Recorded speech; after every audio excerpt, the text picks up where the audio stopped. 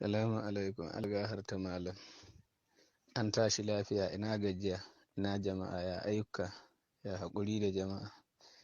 To masha Allah, ya yi kyau, Allah shi taimaka. Na gode kuma da nasihar da ka yi a kaina. Kuma insha Allahu komi da ka sani, in Allah ya so ya yarda zai gyaru. Sannan shirya ta Allah ce, Ubangiji Allah ya shiryar da mu baki ɗaya.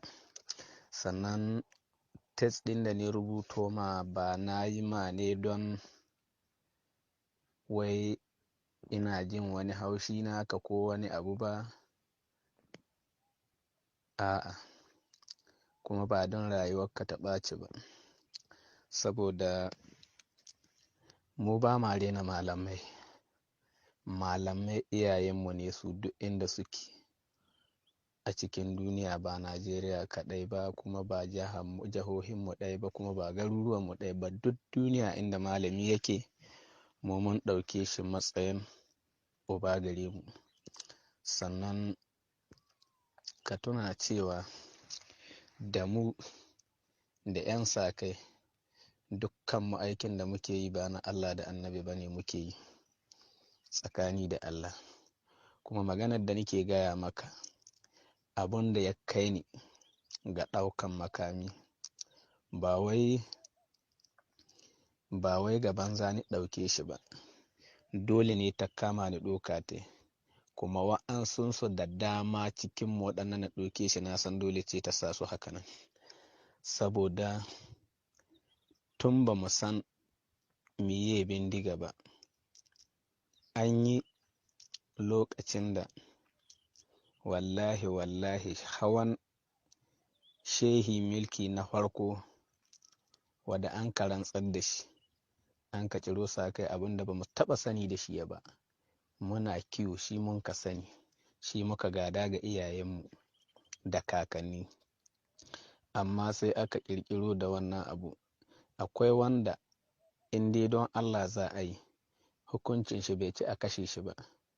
Ya ci buloli, hukuncin wasu 'yan kuɗi na miye, hai kamawa ga in dai sata ce ka yi ta, akwai wadda za a ƙire maka hannu har kaiwa ƙafa. To shi muka sani na domin Allah.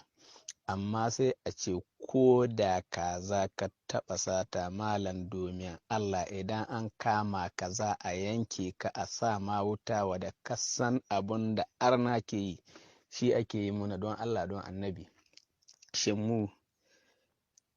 Shin rayuwarmu ya ake so da ita? Malam, ku tuna cewa yanda suke 'yan Najeriya, duk haka muke 'yan Najeriya. Amma kulli yomin abadin ba a taɓa buɗe baki a ce abin da suke yi ba daidai ba ne. Amma radda Allah ya samu ka fara mai da martani, duka inda mun kai sai an maganta. Amma a lokacin baya da suna yi muna, babu wanda ya tashi tsaye ce gashi.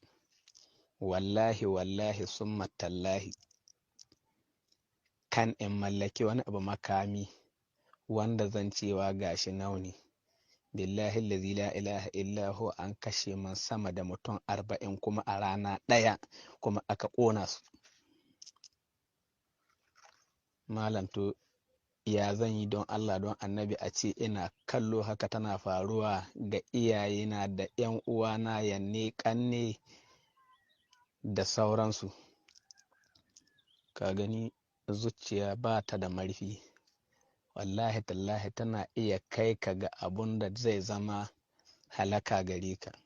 Kuma wai mu ka ji an ce wai don ana raɗe-raɗin ciya wai mun nemi sulhu don taƙamar sojoji da 'yan sa-kai da 'yan banga suna fatattakan mu. To mu wallahi summa tallahi lahiya katakau muke. lahiya katakau muke, lahiya katakau muke, wallahi summa tallahi babu wani ba. Idan na yi ma ƙarya ubangiji kada Allah ruha min asiri duniya da lahira, wallahi wallahi duk wanda ya ce ma wai sojoji sun shigo dazuzzuka sun yaƙe mu sun yi mi, wallahi wallahi ƙarya ce. Ko gobe muna nan daram, wallahi wallahi ba wani abu wanda ya same mu, duk labari ne. Amma abin da muke gani to wannan ba shi ba ne mafi alkhairi ga kowane musulmi a duniya. Sannan mutane su sani cewa wallahi wallahi rayuwar da duk Allah ya yi, wallahi tallahi babu mai iya ƙare ta, sai dai ranar da Allah ya kai ga alƙawalin da ya ɗiban ma mutum, shi kaɗai ka iya cire mai rayuwa ranar da ya so. Kuma kowane yana da sanadin shi ga abin da zai tafiya da shi, wanda zai sa rayuwar shi ta fita.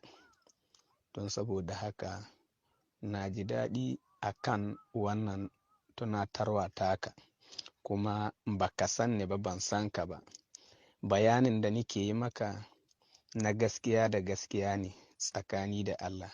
Babu wani abu wanda ya fi abun da muke yi.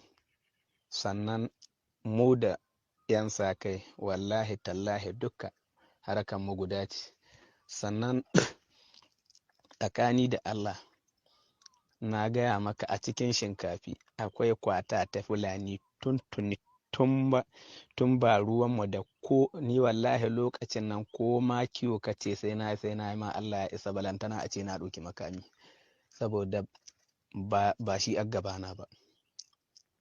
To aka wayi gari ana kama mana mutane kasuwa a yanka, a yo kara ko hetur ko mi a zuba dai a toye su, babu garba dalili. Hukuma tana zannenta bata ce komi ba.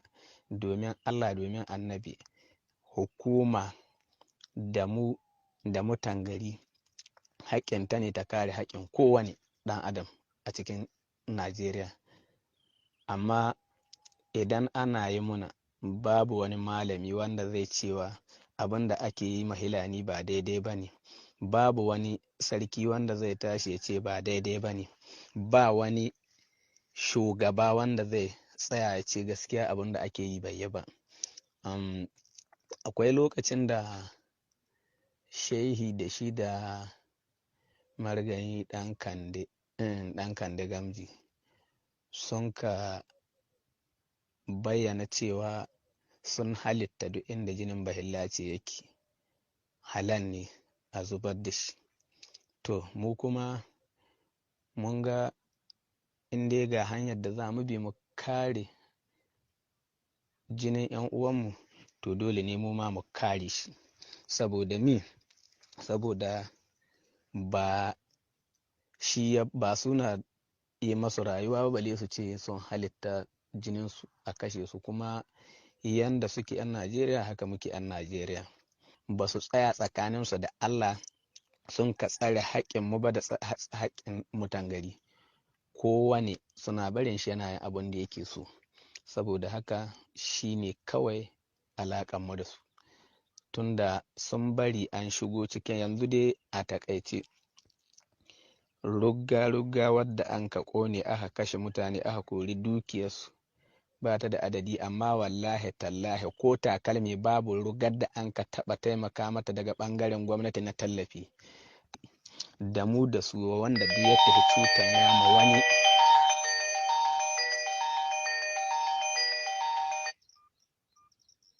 ba bisa ƙa'ida ba, wanda duk ya tafi cutan ma wani ba bisa ƙa'ida ba, to kamata ya yi gwamnati ta tashi tsaye ta kare haƙƙin kowane daga cikinmu. Haza wassalam, na gode.